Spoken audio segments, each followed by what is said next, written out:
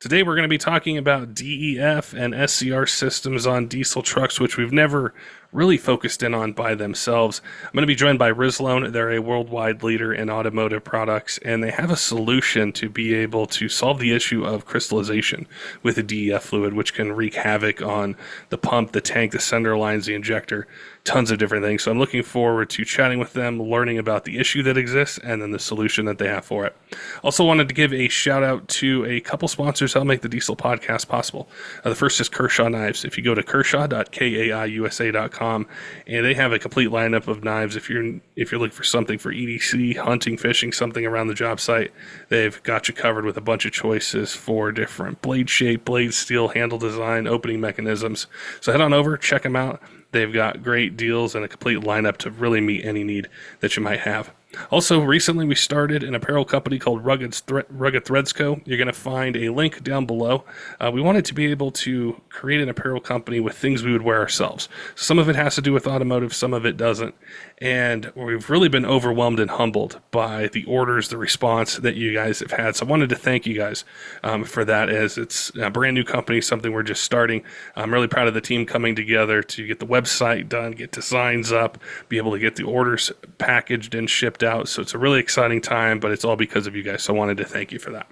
All right, let's get to today's podcast with Rislone and talking about the DEF system, SCR, and issues that exist and ways we can prevent them. Clayton and Eric, welcome to the Diesel Podcast. I'm looking forward to chatting with you guys today about a topic we've never covered on the Diesel Podcast. We always talk about emission systems and some of the challenges and advancements that have happened, but the DEF system is one I guess I've missed for years, and you guys have a lot of insights and some solutions for them. So I look forward to talking with you guys, learning more about the company and the products that you guys make. Thank you for having us. Yes, thank you. I wanted to start by having you guys introduce yourselves a bit. Tell us what you guys do at the company, some company history. We can get familiar with you guys, and then all the products that you guys have manufactured for a really long time in the automotive section. Sure, I'll start off. Clayton Parks, you can call me Clay, with Bars Products. That's our parent company. Been here 30 years, actually. Seems hard to believe, but it's been a long, long time. Been in automotive and heavy-duty chemicals pretty much my whole life. Title here is VP of Product Development, but I help our product development team. We work hand in hand with the sales team, developing the formulations, testing the products. I'm Eric Stones. I'm the product development and quality control manager here at Rislone. This is my 8th year here. I work directly with Clay on the product development side and the quality. So we work to obviously make the best formulas, bottles we can, and then the highest quality that we possibly can.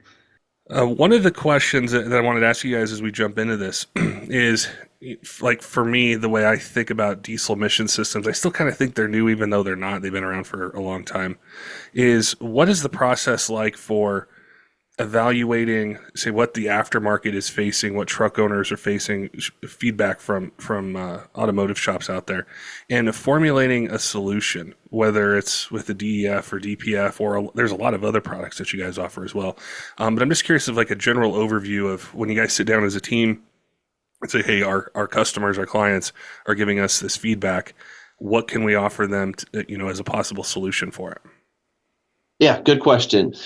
And we're looking at things globally because some things maybe is a little bit newer here in the U.S. or North America, like these systems, they've been in Europe 5+ years longer than they've been here. So a lot of times then they're going to have those issues. Doesn't mean it's always exactly the same conditions, but for the most part, we can parallel that with things we see in other markets. And beyond that, we're an OEM tier 1, 2, 3 supplier to automotive and heavy duty. So it does give us a little bit of insight into some of these vehicle issues before they may hit you as a fleet owner or a vehicle operator. And then we're in a lot of different organizations. Like I'm part of the ASTM D15 committee, and that covers cooling systems and actually diesel exhaust fluids. So we're involved with writing specifications for those fluids, and then also working to get ahead of what some potential problems might be. Okay. Yeah, and I can add to that a little, Patrick. At least internally here, we do also do quite a bit of work. We'll go around to blogs and things like that because people are unfiltered on the internet and they're going to Yeah. say whatever's on their mind and whatever their problem is.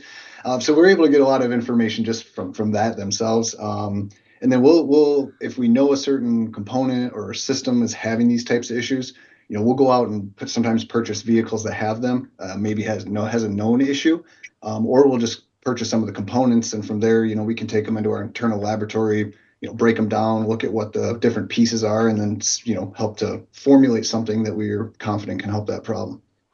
When we were talking before the podcast a bit, I was really fascinated when I was talking about the emission systems, and we were kind of really focusing it on the different parts of emissions. And I think in general for truck owners, when they have or think of emissions issues on a diesel truck, we have a tendency to just lump it all together, whether it's the EGR, the DPF, DEF, even the electronics, so many different components to it.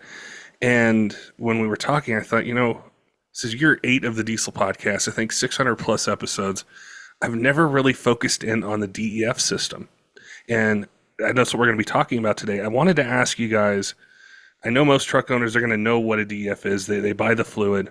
But what sort of issues have you guys seen with those systems, either on relatively new trucks or as time goes on? Or what should a truck owner think about when it comes to the DEF SCR system? The biggest issue that we've seen is crystallization. These white crystals that start forming in all parts of this DEF or SCR system. I've seen sometimes with some of the DEF fluids that we've been testing, and Eric has been all over buying DEF fluid from everywhere he can think of, including truck stops, getting it out of the pumps, because we want to make sure when we're testing these products that we're testing with all different fluids, some that are maybe a little bit older, some that are fresh, but sometimes you see those white crystals even on the top of some of the cubes, the 2.5 gallon cubes that you buy, especially if they've been set in sunlight or stored where it's actually warm. But those same crystals are actually building up in various parts of the system, causing issues. What happens with those systems when you get crystallization and the buildup? What would you get a check engine light? Would there be some codes that the truck owner would see? And then, say prior to this product, how would you deal with that, if at all? Or was it just, you kind of clean out what you can, or do you have to drop the whole system, or what would people expect to see prior to using the product? Well, for starters, depending on the severity, your vehicle, what exactly is in your emission system, you can see that crystal buildup from the tank pretty much all the way to the back end of that emission system. So what'll happen, it can block off sensors, but it just inside the tank, it can cause crystallization in the SCR that Clay referred to, which is, a little bit further down the line. So yep, you'll typically get some type of check engine light, something about faulty depth sensors or something along those lines. But from there, what will happen is sometimes these vehicles, newer ones, will go into like a limp mode, where you'll only be able to drive at up to, for example, like 50 miles an hour, and then it might drop again if it keeps building up in there, and you want to be able to go for 35. And then if you're unfortunate enough to stop and turn your vehicle off, sometimes it'll only let them idle. It won't even let you put it in drive and drive it. And anecdotally, quickly, we have a coworker who had a brand new truck that was a diesel, and he was on a family vacation going down south, and they made it about halfway, and he got a limp mode indicator come on, a check engine light, and this is exactly what was occurring in his system. And I don't think his truck had maybe but 20,000 miles on it. Wow. And he went into limp mode. He had to get it taken care of while he was on his family trip, all just because of the emission system, essentially. I think that's the biggest fear when I talk with truck owners, or some of the questions that we'll get is exactly what you described. You're on a trip, or if it's a work truck, or a hot shot truck or something like that, and you're out of town, or you don't expect it, and you have this failure. And the next question that comes up from people is, well, can I do anything proactively? Is there something I can do to try to avoid this? And that's where I wanted to lead into this product that you guys have for the DEF systems and ask, how it works.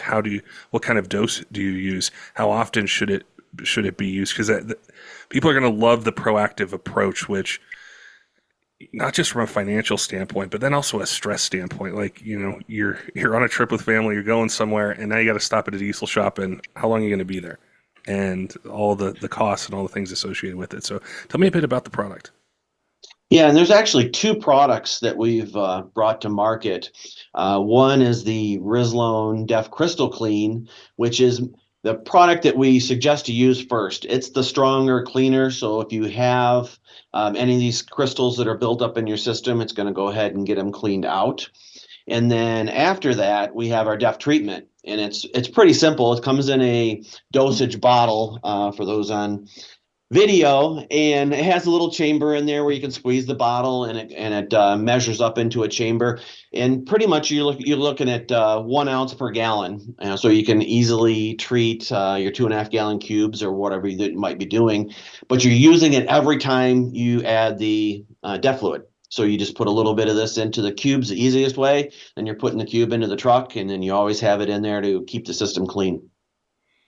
How often can that crystallization start to have or cause issues on a truck? Is it something, I'm sure there's so many variables, it's probably hard to give a definitive answer, with climate and operating conditions, how old is the fluid?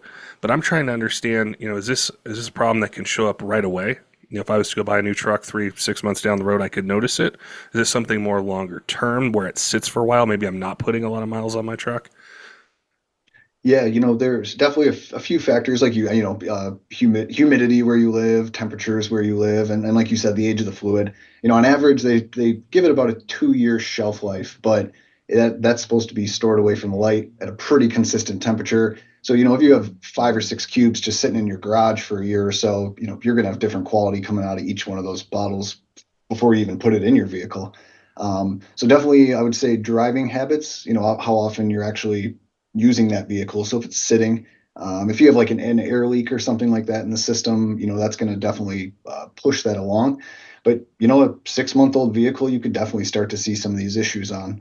We have a couple things we've been doing in our lab, and within a matter of weeks, at the right conditions, you'll see those crystals start to grow within that short of an amount.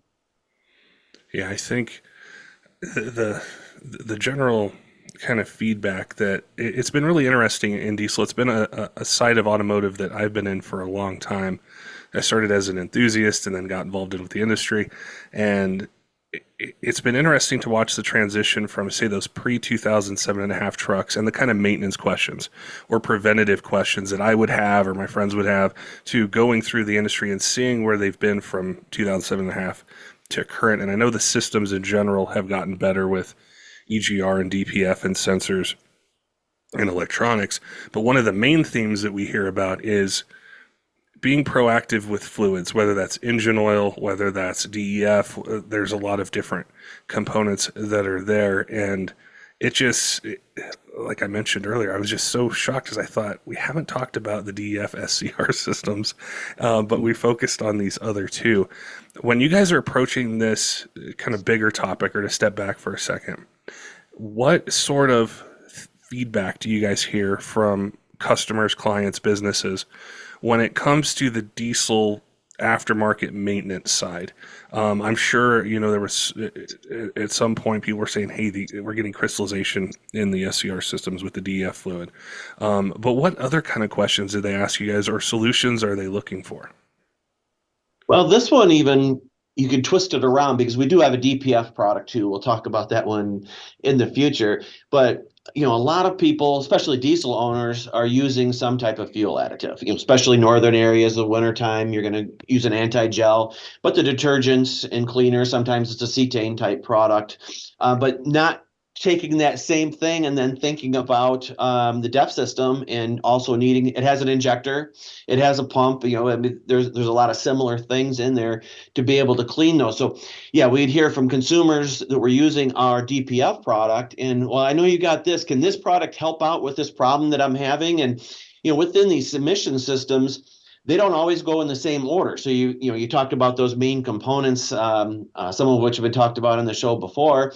But you got the diesel oxidation catalyst, catalytic converter, basically there. You have the DPF, and then you have the SCR, which is what we're talking about with this DEF fluid.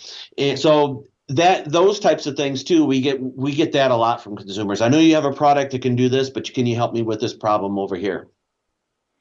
You'd mentioned, Clayton, about the emission systems in Europe being older than what we've seen here in the U.S. And we do have some international listeners, and also there's data there that's older than what we have. What kind of things do you hear from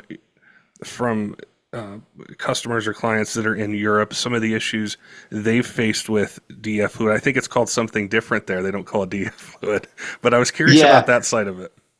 Yep, that's a very good point too.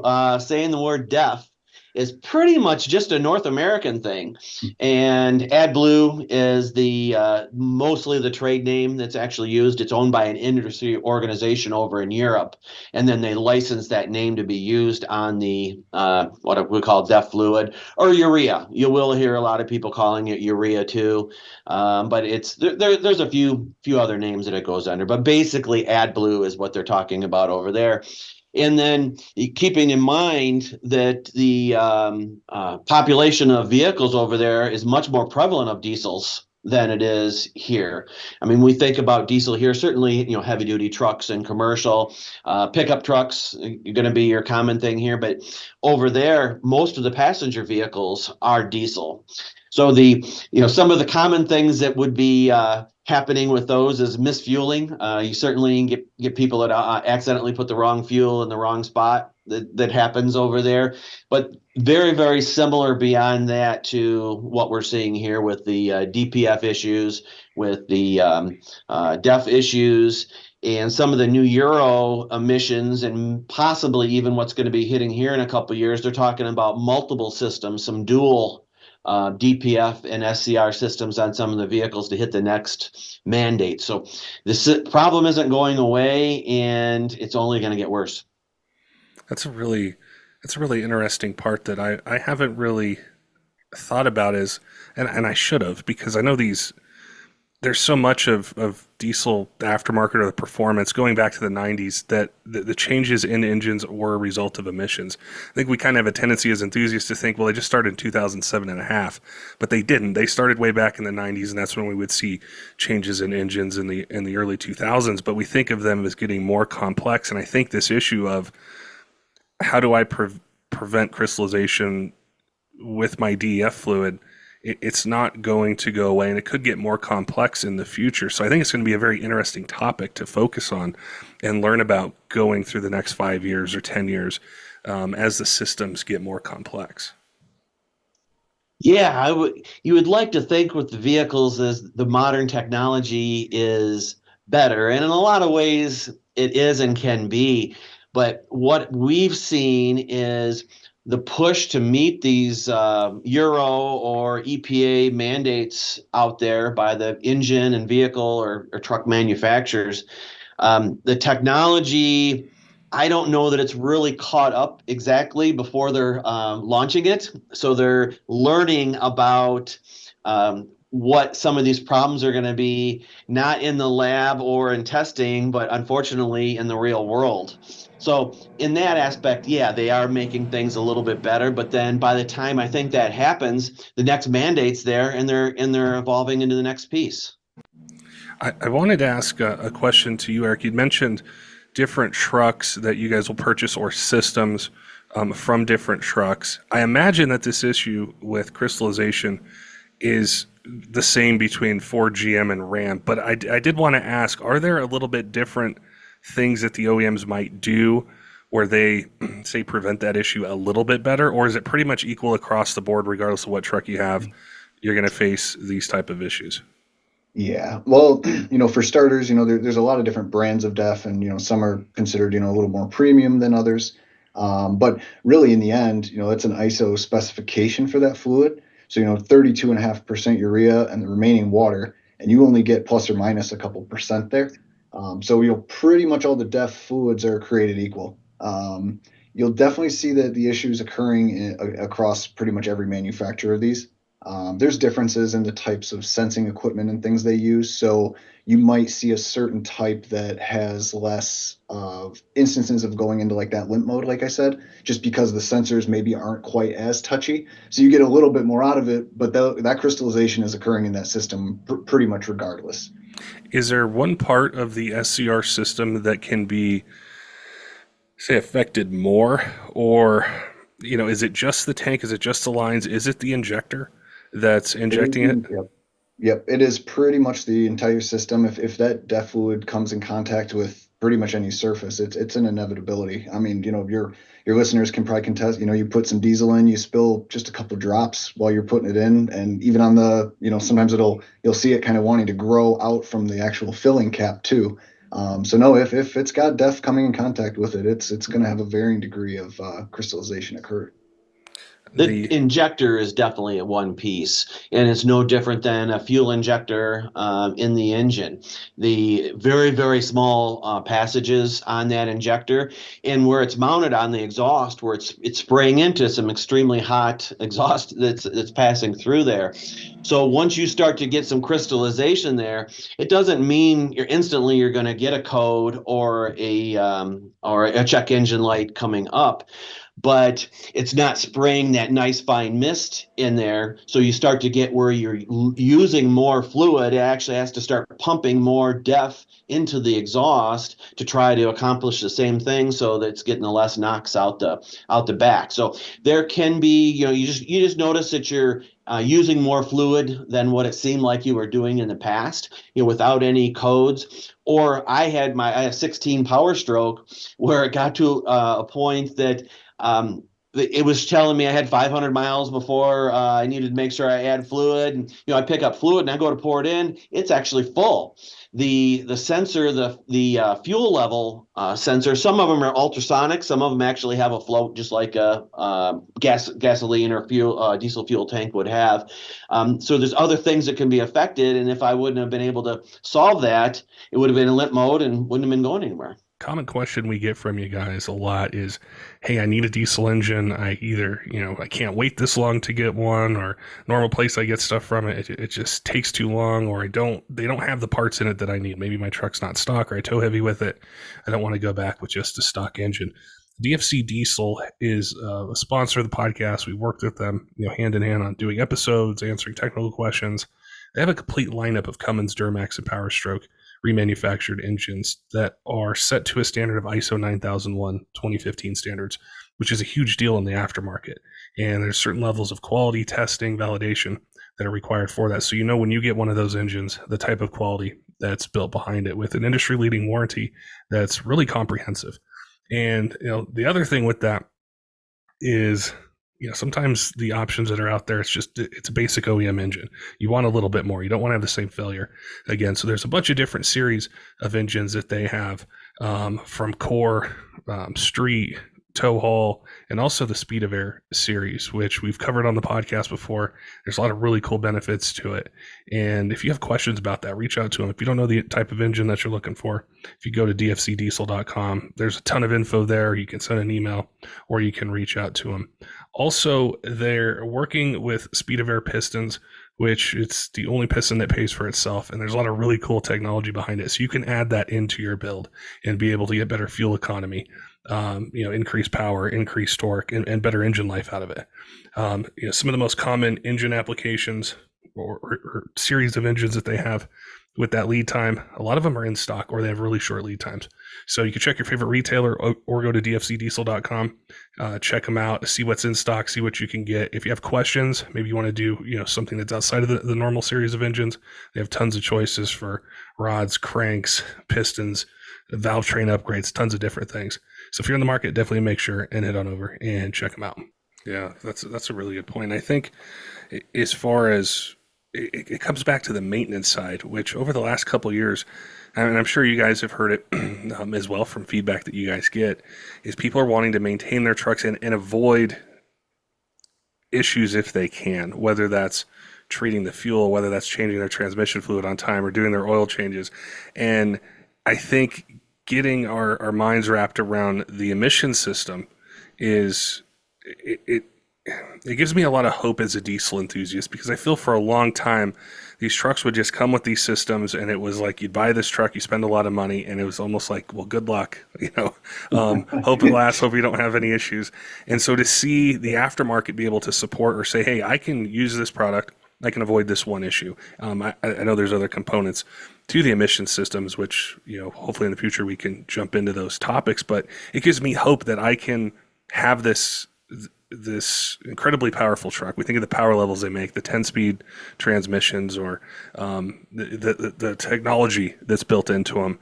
And now I can be proactive with maintaining these systems that come on it. It gives me a lot of hope for the future, a lot of inspiration, because I think that's the reason we buy diesel trucks, is we want them to last a really long time. We need the torque, we need the hauling capability, and now I can get kind of some of that back that was missing for a long time. Yep. Yeah, Yeah, you'd mentioned if there's certain manufacturers that have issues more than others. But one thing that we do see that parallels some of the DPF issues is just how it's driven. With these issues, certainly temperature plays a factor. If you live in a very, very hot climate, that can accelerate this stuff to happen. But how you drive it, and it's just logical when you think, because if you're not topping off that DEF fluid nearly as often, because you're not that hotshot over the road person driving a vehicle, you've bought one of these diesel trucks, maybe you tow the camper just a few times a year, and you're just driving it as your everyday vehicle to work and back. So you're not adding the DEF to it as often. Those are the ones that we do see having more issues than some of the higher mileage people that are topping off more often. That makes a lot of sense. And I think of the maintenance costs. I'm not even sure what logistics looks like now, or supply chain sort of things, but there was a time when I would talk with shop owners and somebody would have a DPF that was clogged and they couldn't get a new one for weeks or months. And it's just such a tough situation for a truck owner, especially if it's a work truck and you're using it to make money. So I think being able to be proactive, which I've mentioned a few times, but it just has me really excited to be able to be proactive, with these systems, it's just really exciting. And I think that as we look towards some of the other emissions components that are on the truck, as things progress, we can kind of take that same approach to it. One of the things that I did want to ask is about temperature, Eric, which you had mentioned a little bit earlier, kind of ideal conditions. Is we have listeners all over the country, whether the north, the south, west, Midwest, different areas. Is the issue with crystallization, is it more prevalent in different regions or at different times of the year where you guys would notice a spike with issues, whether it's in the winter or maybe it's in the summer with the humidity and the heat? Yeah, no, definitely. We did a lot of testing and things in ovens, in freezers, and in different environmental climates, and definitely warmer. So even if up here where we're at in Michigan, we do have nice warm summers, but the winters are pretty much the exact opposite. So if you're constantly living in a warm climate, that's, like Clay said, that's definitely going to expedite that pretty substantially, I would say. And then, like he said, just even your driving patterns, so you're doing maybe just a short trip to and from work, and you live in an extremely hot climate. It's just kind of sitting there. There's not much movement or circulation going on in that system at any given day. That's definitely expedites the issue pretty much tremendously.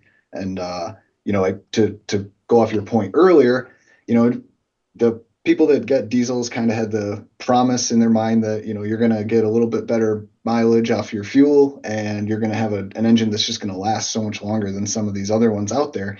But then you're all of a sudden you're at the dealership for an $8,000 fix on your brand new vehicle that what a lot of people would say for an arbitrary system that the vehicle doesn't need it to function, but it's there for the emission side of it. So it's kind of a double-edged sword to some degree there. Yeah, it definitely is. I hear that a lot from enthusiasts, and it's been for 10 or 15 years. I think they've struggled with that. I think back to the older trucks, and it was pretty common to come across somebody with a Power Stroke or Duramax or Cummins that would have 400, 500,000 miles, some of them even more. Mm-hmm. And the reason they bought it was for increased fuel economy and for the torque because they were using it, or some of them, like to have fun and make big power with it. But it was mostly for kind of the torque and the longevity. And they fought that for so long. And I think a lot of it now is just perception. And that's why this conversation is so interesting to me, is the perception out there, I think, with the truck owner is, well, my 2023 isn't as reliable as my 97 Power Stroke, or my 2024 Cummins isn't as reliable as my 2003.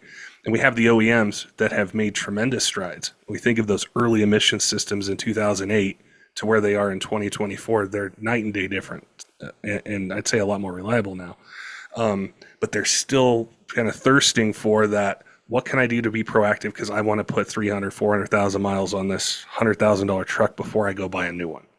And so this conversation, these products are so exciting to me. I know one of the next questions someone who's listening or watching is going to ask is, okay, this is awesome. I'm glad there's something I can do for this. Where do I get the product? Where do I buy it? Where do I find it? What if I have questions? What if it's a shop owner and they want to stock a whole bunch of it, or they want to ask, does this apply to any diesel out there? Maybe not just Cummins Duramax Power Stroke, but can I run it on these other vehicles? How do people buy the product or ask you guys questions? I'll start off with the where it can be used. Yeah, anything that has a DEF SCR system can use this. So whether it's a marine, agricultural, I mean, it's expanding into a lot of different areas. There was some, certainly some different mandates for over the road and off road, depending on the year. But we pretty much covered all. And when we were launching this, we came up with a few different sizes. We were looking at mainly being the core customer of that, as you mentioned, the Cummins Ram to the Ford Power Stroke and the Duramax guys, being our core customer. But the feedback we were getting from people, go to Rislone.com. You just go to our website. You can contact us. And we've got a tech line, 1-800-345-6572, that it's manned by live people that you can call that number and talk to our tech department. But however you want to contact us, Facebook, you can get us all through those ways. But we were getting feedback that the fleets, the larger trucking fleets, and needing some larger sizes. So we're now just working on some larger sizes. So one bottle will treat a drum, and having a jug that'll treat a 330-gallon tote. For an example. So a lot of good feedback there. And the product's availability, pretty much most all the retailers. If sometimes they put it by the DEF fluid, which seems to make a lot of sense. Sometimes you'll find it by your diesel additives as far as the products. But then the .com, the major .com people too, have it where you can just order it and have it delivered to your house. And you can, if you go to Rislone.com, we have a locator, so you can put in your zip code and it will tell you exactly that product where you can get it locally to you. I'm glad you mentioned fleets, and I can't believe I overlooked it in how I was thinking about questions to ask you guys, because I think I have a tendency to just think, well, my personal truck, how do I keep my personal truck running? But what if I was in charge of 10 of them, or 20 or 50 or 100? And if I started to have issues with my SCR system on a handful of them, I don't even know the amount of money that I'm looking at with downtime, lost productivity, all those sorts of things. So being able to treat the supply that I have for my fleet of trucks or keep these trucks running would be incredibly important. Yeah, so within the next 6 months, we will have those larger sizes. Certainly the existing packaging work, you'll just need more of them, in the short term. But yeah, we're thinking about those fleets and going to have the bigger packages for them. Yeah, and we were able to do a good job on the product development side when we were formulating this. That it's not like you're adding 30 ounces to 1 gallon of DEF fluid. We were able to get it down to where the dosage is fairly low. So just giving a little bit of that is going to go a really long way. If you did have your 10 trucks, let's say. That makes sense. Yeah, I think that would definitely help too on a larger scale. With being able to treat them. I did want to ask you guys about other products that you offer. I was poking around on the website, and there were so many different things that you guys have, but specifically, on the diesel side, what other sort of products are out there, or things that you guys are looking at to be able to say, we want to offer this solution to go back to what we talked about, which was being proactive with our maintenance and attempting to limit downtime or issues we might have with these trucks. Fuel is the no-brainer under that side, and we have a few different items. The one that was popular some years ago and still used by a lot of people back when they took the sulfur, went to the ultra-low sulfur diesel, and you had that older diesel that really needed that for lubrication. So we have some fuel additives and treatments that are good cleaners, but they really work well on lubrication, which is something that even the newer vehicles can get a benefit from, is that lubrication side. Then we've got one that's kind of a unique bottle. It's a dual cavity bottle. So you have these two sides, but it has a funnel top that screws on, and then it's 24 millimeters. So it works in the standard diesel size, same as that nozzle. So for even the people that have the capless or misfueling, you're starting to see that on some of the newer diesels, so that you can't accidentally put in the gasoline in there. So it works in those, but in this one bottle, it has a little bit of everything. So we have a combustion chamber cleaner, injector cleaner. There's a lubricant in there. There's a cetane booster. There's a water remover and anti-gel, all in the one packet. It's something just specifically aimed at the light truck, power stroke type customers. One bottle treats the 30 to 35 gallons that's common in those vehicles. And you have to do it every 5,000 miles or so is what it's recommended. With the complexity of the systems and how they've gone and maybe how they go in the future, and when we look at the different components, whether it's DEF fluid, whether it's engine oil, tons of different parts of a truck, how would you guys, as I think as a consumer, or if I'm not a diesel enthusiast but I own a diesel truck, I think the tendency can be, well, what I'm getting from the pump or what I'm getting in the DF box is good enough. Like there's a brand name on it, it's stamped, it's packaged nicely. Why do I need to do anything to it? It should be good enough to just operate as is. I wanted to ask you guys about the kind of the standards or the variables that can happen. We talked about humidity, we talked about temperature, we talked about these things that can affect like the fluids and the emission systems in the trucks. Do they vary a lot? I know it's a very general question and it's kind of loaded in a way, but like there's so many variables when it comes to what we use in our vehicles that I'm thinking of somebody who isn't really familiar with diesel. They have one, they know to put diesel fluid here, DF fluid here. The light comes on or tells them when to change the oil, and they might not understand that some of the standards are just, they're barely reached.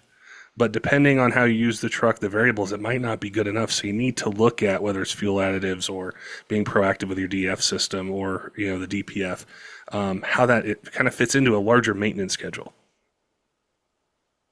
That just reminded me one thing, Eric, when you were buying up a lot of that DEF fluid, some of the results that you found. Yeah. We, for starters, you don't know how long that's even been on the shelf. So I know that some people, you can get the little test kits to be able to check, your oil or your fuel, and they do make things like that for DEF as well. Because we had gotten some, and right out of the box, fresh from the store, it was already out of the ISO specification. So Wow. you could already have an issue with that just by the fact that you had no idea. It looked fine. You put it in your vehicle, but it wasn't up to spec. And it might throw you off. You're doing everything you think you're supposed to be doing. Yeah. So, I think, like you said, as much preventative maintenance as you can do, but also just kind of keeping an eye on, if you're buying things like that from places that really don't have much changeover, there is an opportunity for things to kind of be older and not really the best for your vehicle, more than likely. You mentioned, diesel fuel side. It's no different than gasoline. I mean, you can go to stations that have definitely better quality fuel, gasoline, maybe more detergent packages in there. There is a minimum specification that's put out there from the EPA that the stations are supposed to have, but from past history, not everybody follows it. And then you can go to other stations that have much, much higher quality. Or for us in the northern areas in the wintertime, they're adding anti-gels and other additives to that. So we will see at times somebody maybe fills up a little bit down south and is heading north, and they stop for the night and go to start the truck the next morning, and it won't start because the fuel lines have gelled up. So there's definitely regional things that can be happening with fuels, and then like Eric was mentioning with the DEF fluid quality, even a good brand quality product. If it's been sitting on the shelf for a while, and not over the shelf, it sits in a warehouse somewhere, then it's on a truck. How long was that on that truck that it was baking in the sun, in the back, and then it gets out to a store, and then you're buying it and installing it. Yeah, and a lot of that stuff, like we said, you wouldn't even know, but products like ours, being able to do preventative maintenance, you get fuel or DEF from here and fuel or DEF from here. Our products help just level that playing field for everybody. So you can feel confident that with what you're putting in as you're supposed to, and then doing something like our products for preventative maintenance, that you're really doing everything you possibly can for that vehicle. It really hits home and makes a lot of sense to me. Typically, there's one place I go to fuel up all the time, but I happened to be out of town. I needed to get some stuff, and it didn't look like there was a lot of traffic that maybe went to this station, but I had to go there. And as I was driving off, I thought, back to conversations or reading that I've done with what you guys just mentioned, and I thought, how new was that product that I just bought, or how much turnover do they really have in that tank of fuel, and do I have any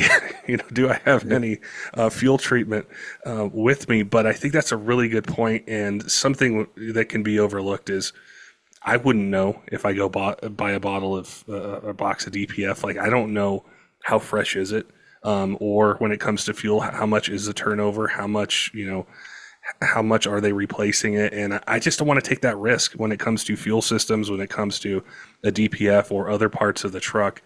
If I can avoid it, I'd rather just be proactive, with that. But it was really cool to chat with you guys and understand more about this particular part of the kind of bigger emissions maintenance that's out there. And all these trucks come with it. It applies to Ford, GM, Ram, other brands of vehicles. So it was really insightful to be able to learn what sort of issues that are out there or can be present with DF fluid, and ways that I can actually impact it and limit some issues or costs or downtime that I might have.